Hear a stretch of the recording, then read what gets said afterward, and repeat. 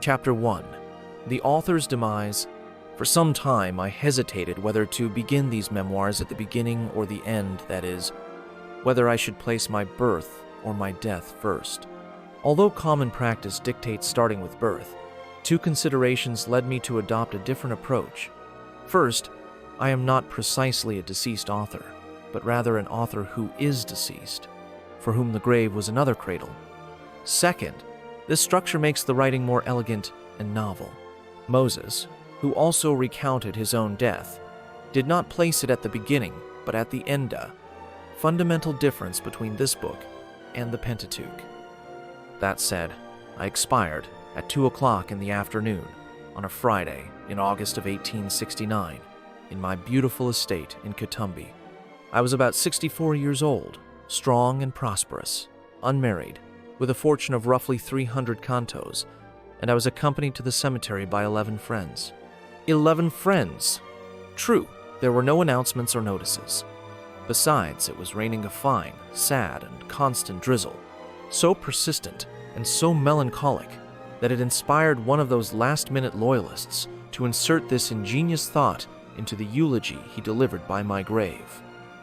You who knew him, gentlemen, you can say with me that nature itself seems to be mourning the irreparable loss of one of the finest characters ever to honor humanity.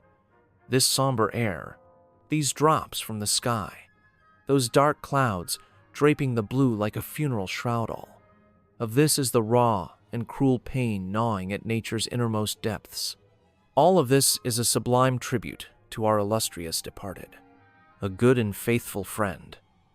No, I do not regret the 20 bonds I left him. And thus came the closing clause of my days. Thus, I set forth toward Hamlet's undiscovered country, without the anxieties or doubts of the young prince, but slow and faltering, like one who lingers too long at a performance, too late and too weary. Some 9 or 10 people saw me off, among them 3 women, my sister Sabina, married to Cotram, her daughter a lily of the valley hand. Have patience. Soon I will tell you who the third lady was. Be content for now in knowing that this anonymous figure, though not a relative, suffered more than my own kin. Indeed, she suffered more. I do not mean she wailed or threw herself convulsively to the ground. My death was not exactly a dramatic event. A bachelor dying 64 hardly contains the elements of a grand tragedy. And even if it did, the last thing this anonymous lady would have wished was to appear theatrical. Standing at the head of my bed, her eyes vacant, her mouth slightly open, the sorrowful woman could scarcely believe in my extinction.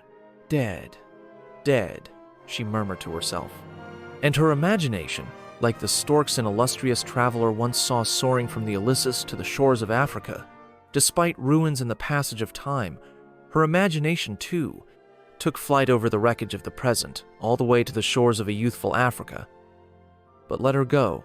We shall follow later. We shall go when I return to my early years. For now, I wish to die peacefully, methodically, listening to the sobs of the ladies, the hushed voices of the men, the rain drumming on the caladium leaves in the garden, and the sharp screech of a razor being honed outside, at the door of a leather shop. I swear to you, this orchestra of death was far less sorrowful than it might seem. At a certain point, it even became delightful. Life thrashed within my chest, like the surging waves of the sea. My consciousness faded. I descended into physical and moral stillness, and my body turned into a plant, a stone, mud, nothing at all. I died of pneumonia. But if I tell you that it was less than pneumonia and more a grand and noble idea that caused my death, you may not believe me, and yet it is true. I will summarize the matter for you. Judge for yourself